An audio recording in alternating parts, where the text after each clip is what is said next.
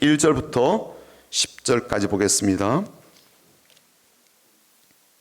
마태복음 마지막 장이에요. 28장 1절부터 10절까지 보겠습니다.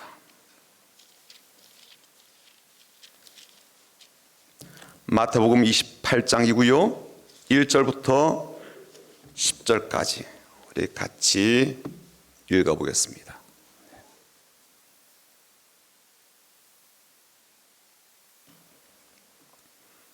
부활의 소식이 담겨있는 성경 말씀 마태복음 28장 1절부터 10절까지 우리 함께 읽겠습니다. 안식일이 다 지나고 안식 후 첫날이 되려는 새벽에 막달라 마리아와 다른 마리아가 무덤을 보려고 갔더니 큰 지진이 나며 주의 천사가 하늘로부터 내려와 돌을 굴려내고 그 위에 앉았는데 그 형상이 번개 같고 그것은 눈같이 희건을 지키던 자들이 그를 무서워하여 떨며 죽은 사람과 같이 되었더라. 천사가 여자들에게 말하여 이르되 너희는 무서워하지 말라. 십자가에 못 박히신 예수를 너희가 찾는 줄을 내가 아노라. 그가 여기 계시지 않고 그가 말씀하시던 대로 살아나셨느니라. 와서 그가 누우셨던 곳을 보라. 또 빨리 가서 그의 제자들에게 이르되 그가 죽은 자 가운데서 살아나셨고 너희보다 먼저 갈릴리로 가시나니 거기서 너희가 배우리라 하라. 보라 내가 너희에게 일렀느니라 하거늘 그 여자들이 무서움과 큰 기쁨으로 빨리 무덤을 떠나 제자들에게 알리려고 다름질할새 예수께서 그들을 만나 이르시되 평안하냐 하시거늘 여자들이 나아가 그 발을 붙잡고 경배하니 이에 예수께서 이르시되 무서워하지 말라. 가서 내 형제들에게 갈릴리로 가라 하라. 거기서 나를 보리라 하시니라. 아멘. 오늘 본문에 보면 막달라 마리아라는 사람이 나오는데요. 제가 신학교 다닐 때 제 친구 전사님이 그런 얘기를 하더라고요. 총신대 앞에 막달라 마리아가 나타났다고. 그래서 깜짝 놀라서 그게 무슨 말이냐 그랬더니 그 앞에서 어떤 여인이 막달라 마리아 그런 사람이 있다 그렇게 얘기를 하더라고요. 자, 오늘 우리 한번 같이 고백하고 선포하고 우리가 말씀을 또 듣기 전에 한번 증거해 볼까요? 우리 예수님이 부활하셨습니다. 한번 큰 소리로 외쳐보겠습니다. 우리 예수님이 부활하셨습니다. 우리 예수님이 부활하셨습니다. 이제 앞뒤 좌우로 보시면서 우리 예수님이 다시 살아나셨습니다라고 한번 그렇게 인사하고 또 선포해 보도록 하겠습니다. 앞뒤 좌우로 보시면서 우리 예수님이 다시 살아나셨습니다. 우리 예수님이 다시 살아나셨습니다. 우리 예수님이 다시 살아나셨습니다. 네. 오늘이 부활주일이잖아요. 주님의 다시 사심을 축하하고 또 그 사실과 진리를 힘있게 증거하는 날입니다. 그래서 오늘 2부 예배 후에 혹은 어떤 지역과 구역은 또 점심 식사 이후에 부활의 소식을 스티커로 잘 붙여둔 부활절 계란 나눔도 하게 될 것입니다. 오늘은 공개적으로 이 부활의 복음을 마음껏 전해도 사람들이 눈살을 찌푸리거나 혹은 강한 거부감을 표현하지는 않을 겁니다. 우리가 석탄일이 다가오게 될 때요, 절에 다니시는 분들이 좀 과하게 어떤 것을 하더라도 뭐 대충 그러니 하고 그렇게 봐주듯이 아마 다른 분들도 오늘 기독교의 중요한 날이니까 그렇게 야박하게 대하지는 않을 것 같습니다. 그래서 계란 나눔도 좀 대담하게 담대하게 하시면 좋겠고요. 또 마음껏 오늘도 주의 부활하심을 좀 전하는 날이 되셨으면 좋겠습니다. 하지만 여러분, 우리 자신은 부활을 믿습니까? 여러분은 부활을 믿습니까? 네, 이렇게 아멘을 못 하시네요. 네. 믿는 거예요? 아니면 안 믿는 거예요? 아니면 오 목사 설교 한번 들어보고 내가 판단해 볼게 뭐 그러시는 거예요? 어느 쪽이에요? 네. 여러분들 정체를 한번 좀 드러내 보십시오. 사실 부활을 믿는다는 것을요, 너무 쉽게 말씀하시는 분이 계시면 한 번쯤 검증해 봐야 됩니다.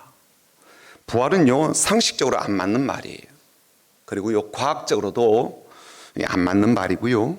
또 대부분의 사람들이 인정하지 않지 않아요. 그렇죠? 대부분의 사람들은 인정하지 않습니다. 만약 그렇게 쉽게 혹은 편하게 그리고 별 의심 없이 믿을 수가 있고 받아들일 수 있는 그러한 일이었다면 기독교 인구는요 어마어마하게 많아졌을 거예요. 게다가 이렇게 왔다리 갔다리 하면서 교회 안에서도 아멘도 잘 못하는 이러한 분들이 이렇게 많지는 않을 거예요. 지금도 아멘을 못하고 어버버 그러시지 않아요. 애들이 말을 잘 못한다고 말할 것도 없습니다. 어른들도 아멘이란 이 짧은 단어도 잘 말씀 못하시는데 말 못한다 그러고 할 필요는 없을 것 같습니다. 근데 사실 이 부활이 믿기가 쉬웠다면 이 부활주일은 물론이고 매주일 예배를 드리는 사람이 참 많았을 겁니다. 너도 나도 주님 주님 하면서 우리 주님이 부활하시고 지금도 살아계시다고 계속 전하고 다녔을 거니까요. 하지만 그런 일은요 지금까지도 없었고 불행하지만 앞으로도 없을 거예요. 2000년 동안 세상은 그런 식으로 반응을 하지 않았습니다. 그런데 오늘 우리는 부활을 믿느냐고 나에게 혹은 다른 사람에게 묻거나 주님이 부활하셨습니다 라고 남들에게 전하기 전에 도대체 부활이란 게 뭐냐라는 것부터 좀 제대로 알아야 되겠습니다. 부활 그러면요 제일 쉽게 우리가 알고 있는 의미가 다시 사는 것 그렇게 알고 있잖아요. 좀 더 풀어서 설명하자면 죽었지만 다시 살아나는 것 그렇게 이해를 하고 있습니다. 그런데 성경에서 말하는 은밀한 의미의 부활은요 그런 뜻도 아니고 예수님이 부활하셨습니다 라고 할 때도 더욱 그런 의미가 아니에요. 그렇다면 우리가 일반적으로 말하는 이 부활은 성경적으로 어떤 의미냐 하면요 소생이나 회생이라고 보면 딱 맞습니다. 소생이든 회생이든 그 의미 속에는요 다시 자신의 삶으로 돌아왔다 그런 의미가 담겨 있거든요. 그래서 이 소생의 소라는 이 말은요 되살아나다라는 의미를 담고 있습니다. 만물이 소생한다라고 할 때 이 단어를 쓰거든요. 회생이라는 말이 이 회는요 돌아오다 돌리다 그런 뜻입니다. 죽음에서 다시 돌아오다 그런 뜻이죠. 죽음으로 넘어갔다가 다시 돌아왔다라는 그런 뜻이 회생입니다. 파산한 기업이 회생 절차를 밟는다 그런 말을 많이 들어보셨잖아요. 그렇죠? 또 파산한 개인 채무자의 모든 채무를 변제해주고 다시 정상적인 삶을 시작할 수 있도록 개인 회생이라고 하는 절차가 있는데 그때 이 단어를 쓴단 말이죠. 그런데 이 소생이든 이 회생이든 그 말에는요 그 사람 혹은 그 삶으로 되돌아왔다라는 그런 뜻이 담겨져 있습니다. 예전에 그 삶으로 이젠 그 사람의 원래 삶으로 정상적인 삶으로 되돌아왔다 그런 뜻이죠. 하지만 이 말에는요 그 사람이 새롭게 되었다라는 뜻은 없어요. 소생이든 회생이든 그런 뜻은 없어요. 다만 그 사람이 원래 살던 그 모습으로 혹은 그 삶으로 그 인생으로 돌아왔다. 그럴 때 소생이다 회생이다 그렇게 쓸 수 있다는 거죠. 봄이 되어서 만물이 소생한다라고 했을 때 그 나무에서 그 풀에서 싹이 나고 움이 돋고 꽃이 피는 거예요. 작년의 그 모습을 올해 다시 보여주는 거잖아요. 그렇게 다시 재현해 주는 것을 우리는 소생이라고 부릅니다. 성경에는요 이런 소생과 회생의 의미를 담은 부활의 사건을 주님께서 3번이나 행하셨던 것을 알 수가 있습니다. 첫 번째는요 회당의 장이었던 야이로의 이 죽은 딸을 살리신 사건이고요. 두 번째는 나인성에 이 모자가 살았는데 그 아들이 죽었단 말이죠. 그래서 장례식을 치르는 그날 주님께서 그 아들을 살리신 사건이에요. 세 번째는 우리가 잘 아는데요 죽은 지 4일이나 지나서 이제는 그 시체에서 냄새가 나던 나사로를 살리신 그런 사건입니다. 우리가 볼 때 세 사건 모두가 부활이에요. 왜냐하면 다 죽었다가 살아났으니까요. 하지만 엄밀히 말을 해보면 소생이고 회생입니다. 왜냐하면 그 세 사람은 모두 똑같은 모습으로 살아났고 예전에 그 삶으로 되살아났기 때문에 그렇습니다. 그리고 또 한 가지 우리가 알아야 될 건 뭐냐면요 소생한 그들 혹은 회생한 그들은요 그 이후에 모두 다시 죽고 다시는 살아나지 못했다는 거예요. 그렇죠? 만약 그들이 지금도 살아있다면 주님께서 자신들을 살려주신 그 사건을요 지금도 막 계속 이야기하고 다니고 있을 겁니다. 그때 살려주셨다고. 내가 죽은 지 막 무덤에 나흘이나 있었는데 주님께서 일으켜 주셨다고 지금도 막 이야기하고 다닐 겁니다. 그래서 지금도 나사로를 볼 수 있을 거예요. 영상으로 보든 다른 것으로 보든. 그렇지만 그들은요, 그 주어진 짧은 생애를 살고는 다시 죽음의 과정을 다 겪게 되었죠. 그리고 이 땅이 지금 없습니다. 그리고 또 한 가지 우리가 점검해야 될 사항이 있습니다. 부활이라고 하는 것이 너무나도 당연하다라는 듯이 말씀하는 분이 있죠. 아니, 하나님이 능력의 신이고 세상 모든 만물을 창조하신 분이시며 흙으로 인간을 만드시고 본인의 생기를 불어넣어서 살리시고 그리고 산 존재가 되게 하신 그러한 분이라면 그런 분이 죽은 자를 살리지 못한다는 게 말이 되냐, 그렇게 말을 하는 분들이 있잖아요. 저도 그런 말을 했습니다. 사람도 못 살리는 분이라면 하나님이 아니시죠. 그리고 죽은 자도 일으키지 못하는 그러한 하나님이라면 우리가 믿을 필요가 뭐가 있겠습니까? 논리적으로 맞는 말이에요. 그리고 철학적으로도요, 반박할 수 없는 말입니다. 그리고 부활을 인정하게 되는 신앙적인 말로 들리기도 하고요. 그런데 이런 말들조차도요, 매우 신앙적으로 들릴 수도 있고 믿지 않는 사람을 설득하기에 좋은 도구가 될 수도 있지만 실상 부활의 실제적인 의미를 전달하지는 못해요. 왜냐하면 이미 말씀드린 대로 이렇게 설득하는 그 부활도 실상은 회생이나 소생을 의미하는 경우들이 많기 때문입니다. 그렇다면 성경이 말하는 부활은 무엇일까요? 사도 바울은 2번이나 예수님을 부활의 첫 열매라고 표현을 했습니다.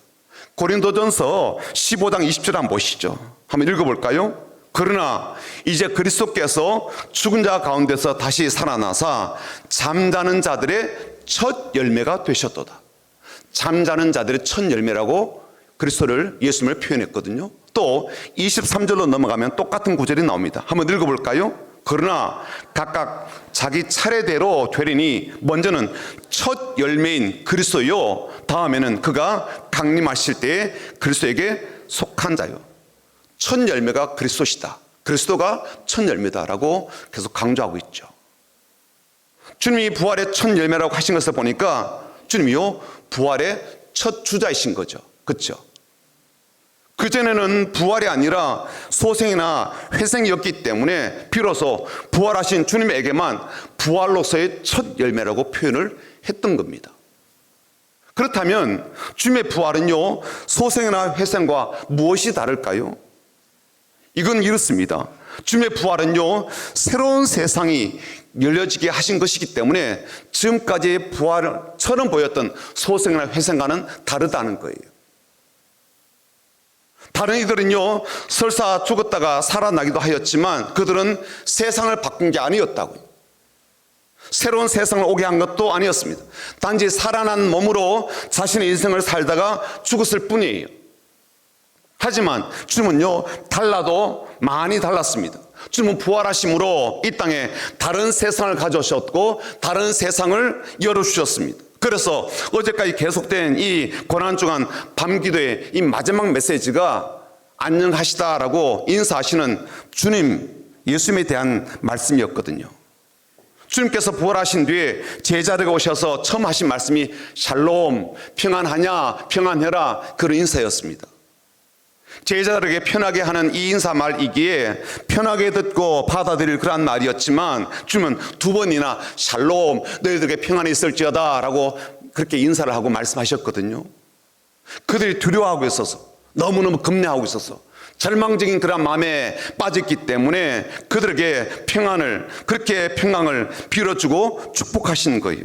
하지만 주님은 그 시간에 그들에게 오셔서 단지 평안하기를, 단지 두려워하지 말기를 바라는 그런 마음으로 샬롬이라고, 평안하라고 하신 게 아니었습니다. 그 평안은요, 새로운 세상이 들어왔고 도래했기 때문에 평안하라, 그런 뜻이었어요. 새날이 시작되었기 때문에 평안해도 좋다, 그런 뜻이었고요. 너희들을 위한 새로운 삶이 시작되었기에 이렇게 불안한 채로 숨어 살지 않아도 된다, 그런 의미의 샬롬이었거든요. 그런 의미의 평안할지어다, 그런 선포였거든요. 그냥 불안하지 말라고, 야, 심적으로 너무 이게 가슴이 뛰지 말라고 그렇게 잠깐 위로하는 말이 아니었던 거예요. 새로운 날이 도래하고 새로운 세상이 열려지고 새로운 인생이 펼쳐졌음을 선포하시기 위해서 그렇게 오셨고, 그 말씀을 2번이나 그들에게 전해주셨던 겁니다. 그분이 부활하시기까지 며칠 걸렸어요? 사흘 걸렸죠. 그렇죠? 금요일 돌아가셨고 주일 새벽, 오늘 새벽에 부활하셨으니까 날수로 치면 사흘입니다. 물론 시간으로 치면요, 그렇게 꽤 많은 시간이 걸리진 않았습니다. 하지만 어쨌든 날수로 3일이 걸렸거든요. 그리고 제가 생각할 때 어제 토요일이거든요. 토요일은 우리가 볼 때 그냥 죽음과 부활 사이에 있는 단 하루, 뭐 그렇게 볼 수도 있어요. 그렇다면 그때 주님은 뭘 하셨을까라고 생각해보고 성경을 찾아보니까 그 주님께서 음부, 말하면 지옥에 가셔서 이 지상에, 이 땅에, 이 세상에 새로운 날이 도래했음을 증거하고요, 그리고 그들에게, 지옥에 있는 그들에게 더 큰 절망을 주는 그런 시간이었겠구나라는 생각이 들더라고요. 지옥에는 결단코 또 결코 누릴 수도 없고 알 수도 없는 그 새로운 날, 구원의 날, 은혜의 날, 그리고 삶을 새롭게 시작할 수 있는 그러한 날, 새로운 피조물로 태어나고 새로운 피조물로 다시 삶을 시작할 수 있는 그 날이 시작되었음을 주님은요, 지옥에 가서도 선포하신 거예요. 선언하신 거죠. 어제. 그러니까 부활은 그냥 죽은 자가 다시 살아나는 그런 정도가 아닌 겁니다. 세상이 바뀌는 거니까요. 세상이 달라지는 거예요. 부활하신 주님이 통치하시는 그러한 나라로 바뀌고 그런 현장으로 바뀌는 거예요. 그래서 두려워하지 말라고 주님께서 그토록 사랑하시고 아끼시는 제자들에게 샬롬이라고 하신 이유가 바로 그 이유 때문이었던 거죠.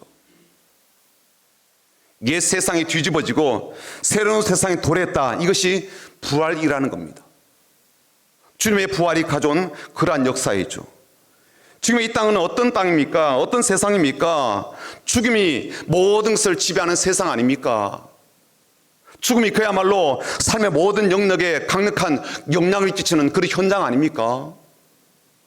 어둠이 너무 깊게, 너무 넓게 퍼져 있어서 빛이 그야말로 질식을 당하는 그런 현장 아닙니까? 복음이 질식하고 있지 않아요? 그렇지 않아요? 진리가 질식하고 있지 않아요? 하나님의 공동체가 숨을 쉬지 못하겠다, 그런 정도가 되지 않았나요? 죽이겠다 그러니까요. 인도네시아 땅에, 인도 땅에 지금도 그래서 사람들이 죽어나가고 있다고요. 성도들이, 선교사들이. 복음과 진리보다도요, 사람의 말과 상식과 철학과 신념을 붙잡고 살고 있고요, 성공 스토리와 희생과 헌신의 감동적인 이야기에 열광하며 그런 것들에 삶의 목표를 두고 살아가는 그런 세상 아닙니까? 그런 이야기에 훨씬 더 많이 귀를 기울여주는 그런 곳이잖아요. 아무리 생명을 말하고 소망을 이야기하지만 결국에는 허무와 우울과 절망을 안게 되는 그런 세상 아닙니까? 그래서 더더욱 안간힘을 쓰고 발까치라도 들면서 애간장을 녹이면서라도 잘 살고 싶어하는 그러한 삶에 오히려 세상은 질병을 가져다 주고 실패를 가져다 주고 절망을 가져다 주잖아요. 죽음을 가져다 주고요. 지금까지 그런 세상을 거스른 사람이 한 명도 없어요. 부처님도 인간의 삶은 원래 그렇다라고 하면서 그런 세상에 순응하며 살라라고 하셨고요. 그런 세상이니까 좀 마음 비우고 살면 세상 편하다, 그렇게 가르치셨다. 저는 그렇게 생각합니다. 다른 교수들은요, 거짓말로 자신의 영성을 가르치면서 이 세상에서 더 절망적으로 살게 만들어 놓았잖아요. 아무도 믿을 놈조차 없는 세상으로 만들어 버렸다고요. 착하게 산 사람도 악하게 산 사람도 잘 산 사람도 그렇지 못한 사람도 세상은 모두 죽음으로 삼켜버렸습니다. 아무리 저항해도 그 죽음이 지배하는 세상을 이긴 사람이 없고요, 살아서 돌아 나온 사람이 없습니다. 그리고 새로운 세상을 꿈꾸라고, 새로운 삶을 꿈꾸라고 하는 이가 없습니다. 그런 말 할 수가 없죠. 왜냐하면 그들보다 더 크고 강한 죽음이 지배하는 세상 속에 살고 있으니까요. 그런데 주님께서 이 세상을 뒤집어 버렸어요. 이 세상을요, 엎어버리신 거예요. 그게 말이 될까요? 네, 말이 돼요. 그리고 성경에는요, 그 사실을 아주 똑똑하게 기록해 두고 있습니다. 오늘 본문으로 한번 좀 돌아가 보죠. 1절과 2절입니다. 한번 보시죠. 안식일이 지난 후, 안식일은요, 유대인은 토요일입니다. 어제예요. 안식일이 다 지나고 안식 후 첫날, 오늘 주일이에요. 첫날이 되려는 새벽에 막달라 마리아와 다른 마리아가 무덤을 버리고 갔더니, 예수님의 시신이 안치된 곳에 갔더니 큰 지진이 나며, 잘 보세요, 큰 지진이 나며 주의 천사가 하늘로부터 내려와 돌을 굴려내고 그 위에 앉았는데, 돌 굴려내는 소리가 큰 지진까지는 나지 않았을 거예요. 그렇죠? 큰 지진은 다른 의미예요. 왜 그날 부활의 날에 지진이 났을까요? 왜? 주님께서 부활하셨으니까 막 축포를 쏘는 그런 소리였을까요? 아니에요. 세상을 뒤집는 소리인 거죠. 세상을 엎어버리는 소리예요. 죽음이 판을 치는 이 판을 엎어버리고 부숴버리고요, 냅다 걷어차는 그런 소리예요. 더 이상 죽음으로 사람을 위협하지 말라고, 그것으로 사람을 들었다 놨다 그렇게 장사하지 말라고, 그 죽음으로 사람을 이리저리 막 끌고 다니지 말라고, 그 판을요 엎어버리시는 그러한 가운데 난 소리였단 말이에요. 지진이 나야 되는 거예요. 그렇죠? 지진이 나야 되는 겁니다. 그래서 땅이 진동했던 겁니다. 그날 큰 지진이 필요했던 거죠. 그런 세상을 뒤집어 엎으셔야 했기 때문입니다. 그래서 부활을 믿는다는 건요, 나는 부활을 믿습니다 라는 고백으로 끝날 말이 아닌 거예요. 주님은요, 그 고백을 듣고 싶은 게 아니에요. 물론 그런 고백이 필요 없다라는 뜻은 아닙니다.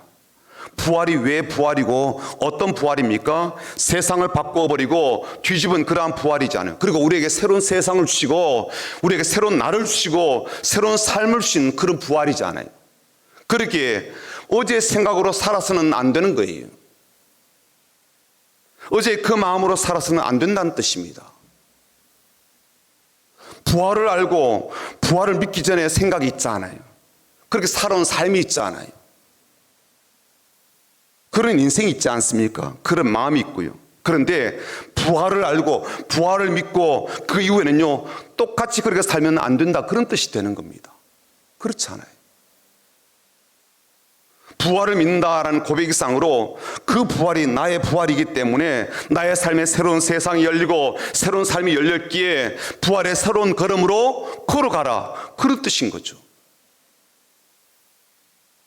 부활의 빛 아래서 살고요, 부활의 소망 가운데서 살고, 부활의 권세로 살고, 부활의 힘으로 살고, 부활의 기쁨으로 살고, 부활의 감사로 살라, 그런 뜻이잖아요.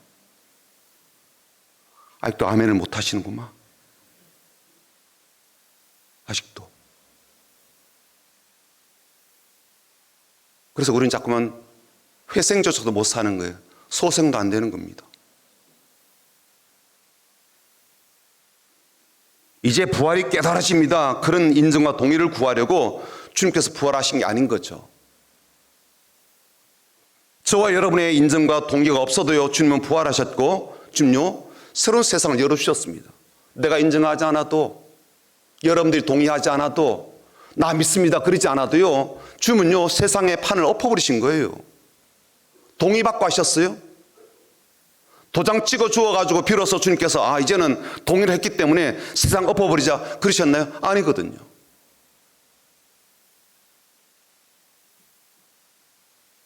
주님은 새로운 세상을 열어주셨고, 주님이 바람이 있다면 여러분이 이젠 새로운 피조물로, 그리고 새로운 삶으로 살길 바라시는 거죠. 그렇잖아요. 아멘 안 되시죠? 그렇죠? 아멘이 안 되시는 거예요, 지금도.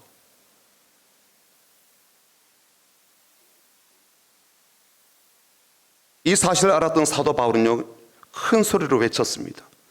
고린도후서 5장 17절인데 우리가 큰 소리로 한번 외쳐보죠. 읽어볼까요? 그런즉 누구든지 그리스도 안에 있으면 새로운 피조물이라 이전 것은 지나갔으니 보라 새 것이 되었도다. 이전 것 지나갔대요. 새 것 되었대요. 새로운 세상이 되었대요. 새로운 삶이 시작되었대요. 새로운 세상을 열어주시면서 이전의 삶, 이전의 인생은 다 지나갔으니까 새로운 인생을 살라라고 이야기하시는 거죠. 왜 자신의 삶을 스스로 과거에 묶어두냐고. 왜? 우리 딸이 왜 그래야 돼? 우리 아들이 왜 그래야 돼? 새로운 세상에 도래했는데.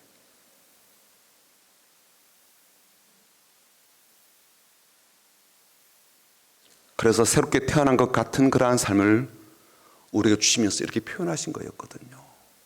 새롭게 살라고.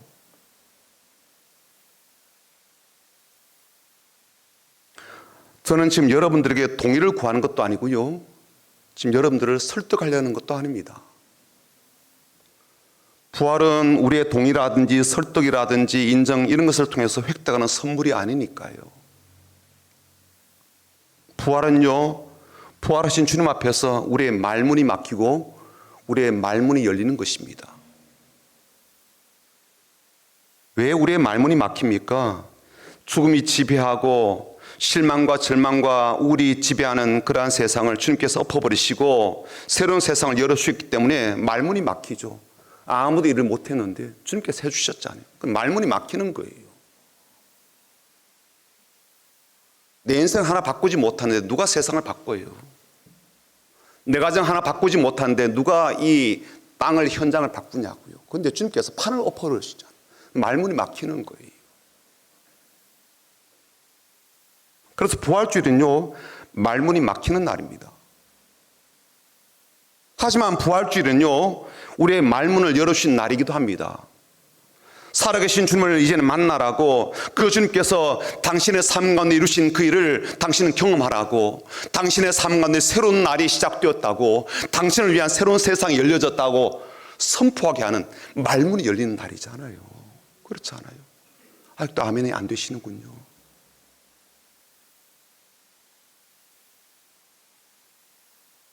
어제 집에 갔더니 아내가 당신 왜 설교하면서 화를 내냐고 그러더라고요. 아, 그렇구나. 내가 화를 냈구나. 화가 나죠. 여러분 한번 생각해 보십시오. 목이 쉬도록 계속 이야기하는데 아멘을 안 하니까 화가 나잖아요. 우리 아들이 엄마가 계속 말을 하는데 그래 알았어요. 이 말 한마디만 해주면 되는데 안 하고 있으니까 화가 난다고요. 그죠? 집에 가서 아멘 하시려고 그러는 거죠? 네. 충청도 분은 그러시더라고요. 교회에서 아멘 못하고 집에 가서 아멘 하고 있다고.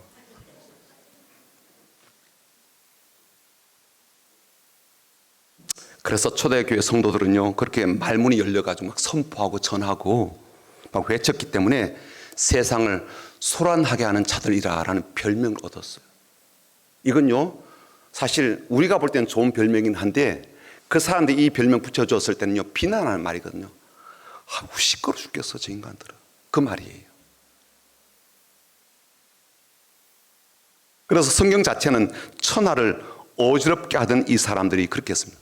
어지럽대요. 이 사람들 오면은 막 속이 시끄러워. 막 교회 다니는 사람들 오면 막 말만 많아가지고 아우 시끄러워. 막 그렇게 별명 붙였대요.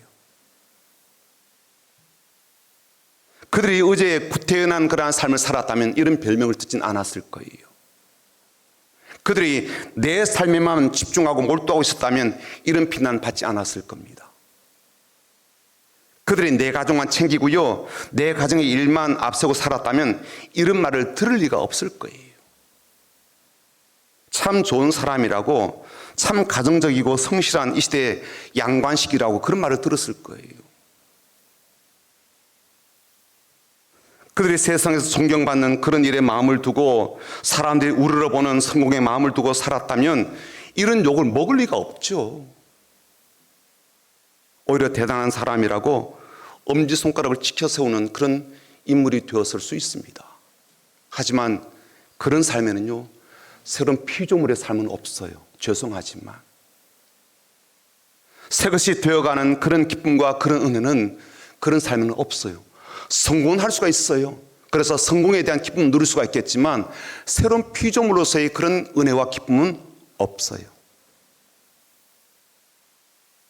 부활하신 주님을 만나고 그 주님을, 그리고 부활케 하신 하나님을 만나게 되니까 새로운 말문이 열리게 됩니다. 이제는요, 전해야 될 말이 생각이 자꾸 나니까 나는 조용한 사람, 착한 사람이라는 이미지를 스스로 깨트려 버리는 거죠. 말을 하게 되는 거예요.